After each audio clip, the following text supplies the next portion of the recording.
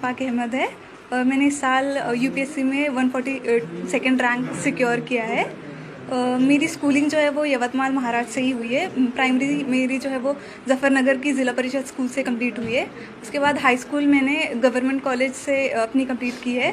Graduation जो है वो मैंने पुणे के आज़म कैंपस से अपनी कंप्लीट की थी बीएससी मैथमेटिक्स में। 12th के बाद ही मैंने ये डिसाइड कर लिया था कि मुझे यूपीएससी करनी है। इंस्पिरेशन इसकी मुझे अपने मामू के थ्रू मिली, जो सेवा एनजीओ के सेक्रेटरी है। उन्होंने मुझे जो है वो इंट्रोड्यूस करवाया कि एक आईएएस ऑफिसर होता क्या है, उसके लिए आपको किस तरीके से प्रिपरेशन करनी है, ये सब चीज़ें। तो मैंने वहाँ से डिसाइड कर लिया था कि मुझे अब यूपीएससी करनी है। तो फिर ग्रेजुएशन के फ़ौरन बाद ही जो है वो मैंने अपनी प्रिपरेशन स्टार्ट कर दी थी यूपीएससी के लिए। पहले मैंने जो है वो अपना फर्स्ट अटैम्प्ट मुंबई से दिया था, हज हाउस से। सेकेंड अटैम्प्ट के लिए से मैं दिल्ली चली गई, जिसमें हमदर्द स्टडी सर्कल से जो है वो मैंने अपना सेकेंड अटैम्प्ट दिया। और फाइनली जो मेरा ये वाला अटैम्प्ट रहा है, जिसमें मुझे फाइनली सक्सेस मिली है, वो मैंने जामिया मिल्लिया इस्लामिया से दिया है, आरसीए में। मेरी ये जो पूरी जर्नी रही है उसमें बहुत सारे उतार चढ़ाव रहे हैं, लेकिन जो है मेरी फैमिली का सपोर्ट बहुत ज़्यादा इसमें रहा है, स्पेशली मेरे पेरेंट्स का। मैं फाइनेंशियली थोड़े हम्बल बैकग्राउंड से बिलोंग करती हूँ। मेरे पापा जो है वो ऑटो रिक्शा ड्राइवर है, लेकिन फिर भी उन्होंने कभी मुझे ये एहसास नहीं होने दिया कि हमारे पास रिसोर्सेज की कमी है। उन्होंने हमेशा मुझे सपोर्ट किया है। मेरी जो मदर है, उन्होंने मुझे हमेशा सपोर्ट किया है। कहीं ना कहीं मैं जो एक पेट्रियार्कल सोसाइटी से बिलोंग करती हूँ, इसके बावजूद भी कभी मेरे पेरेंट्स ने मुझे ऐसा महसूस नहीं होने दिया कि तुम लड़की हो, तुम ये नहीं कर सकती। उन पे दूसरों का भी प्रेशर था, फिर भी उन्होंने इस प्रेशर को हैंडल करते हुए मुझे सपोर्ट किया है। मेरी पूरी फैमिली, फ्रेंड्स, टीचर्स, सब ने मुझे इस जर्नी में जो है वो बहुत ज़्यादा सपोर्ट किया है। मैं अपनी प्रिपरेशन की बात करूँ तो ये मेरा 4th अटैम्प्ट था, तो इससे आप अंदाज़ा लगा सकते हैं कि जर्नी बहुत ज़्यादा डिफिकल्ट रही है। फेलियर्स बहुत सारे आए हैं इसमें, लेकिन मैंने इस जर्नी में एक चीज़ सीखी है कि आपको पेशेंस और कंसिस्टेंसी जो है वो कभी, इन दोनों चीज़ों का साथ नहीं छोड़ना है। ये दोनों चीज़ें ही है जो आपको जो है वो आपकी डेस्टिनेशन तक पहुंचा सकती है।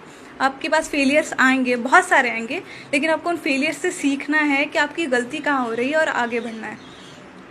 जो आने वाली पीढ़ी है, नए बच्चे हैं जो ये सोचते हैं कि कैसे मुकाम तक पहुंचना है, तो उनके लिए क्या सलाह देना चाहिए?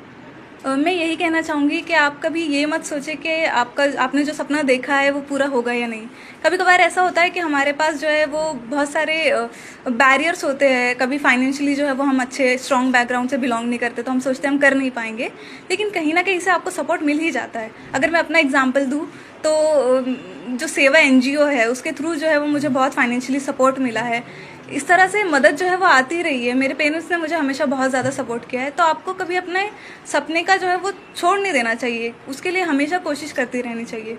और फेलियर्स चाहे जितने भी आए, आपको कभी उनसे डरना नहीं है, उसको एक सबक की तरह लेना है कि इससे आप कुछ सीख रहे हो, कुछ इम्प्रूव करने की आपके पास एक अपॉर्चुनिटी है, जिसको आप जो है वो अपनी लाइफ में अप्लाई करके आगे बढ़ सकते हो। जिला परिषद के स्कूल है, उसमें भी उर्दू मीडियम है। ऐसी परिस्थिति में हमेशा लोग सोचते हैं कि बड़े स्कूल होना चाहिए, अंग्रेजी में ही पढ़ना चाहिए, तो क्या लगता है इसमें? ये मेरे हिसाब से ये बिल्कुल एक तरह का मिथ है। ऐसे कुछ नहीं होता है। अगर आप खुद हार्ड वर्किंग हो, अगर आप में उतना जज्बा है कि आपको अपनी लाइफ में कुछ करना है, तो आप कैसे भी हालात में जो है वो आगे बढ़ जाते हो। और स्कूल हमेशा से एक बहुत इंपॉर्टेंट पार्ट होता है आपकी लाइफ में कुछ सीखने के लिए। आप में खुद में वो जज्बा होना चाहिए कि आप उस अपॉर्चुनिटी को एक्सप्लॉइट कर पाए और उससे सीख पाए। अभी आईएएस तो आप बन गए हो, लेकिन क्या आगे करना चाहेंगे सोसाइटी के लिए? ये तो बस एक फर्स्ट स्टेप है, एक तरह से मीन्स है ये कुछ हासिल करने के लिए, कुछ पाने के लिए।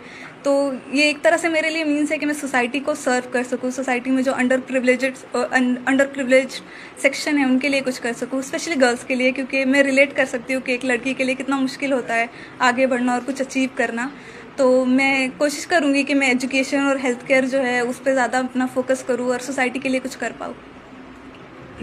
हमने सुने कि आपका खुद का घर भी नहीं है, तो पढ़ाई के लिए जैसा जो भी बोलना है बाकी बच्चों को, बहुत सारे लोग बोलते हैं कि भाई पैसा लगता पढ़ाई के लिए वगैरह, तो उसके बारे में आप क्या बोलना चाहेंगे? देखिए, ये सारी तो सेकेंडरी चीज़ें होती है। आपको खुद का घर चाहिए, पैसा चाहिए, ये सब होते हुए भी अगर आपके पास अपना खुद का ही कोई जज्बा नहीं है आगे बढ़ने का, आप में खुद में ही वो लगन नहीं है कुछ करने की, तो आप कुछ नहीं कर सकते। अगर आपके पास वो जज्बा है, अगर आप जो है वो हार्ड वर्किंग है, अगर आप सोचते हैं कि आप कुछ अचीव करना चाहते हैं और उसके लिए कोशिश करते हैं, तो फिर रिसोर्सेज तो कहीं ना कहीं से आ ही जाते हैं। हम ऐसी सोसाइटी में रहते हैं, इसके लिए हमें ग्रेट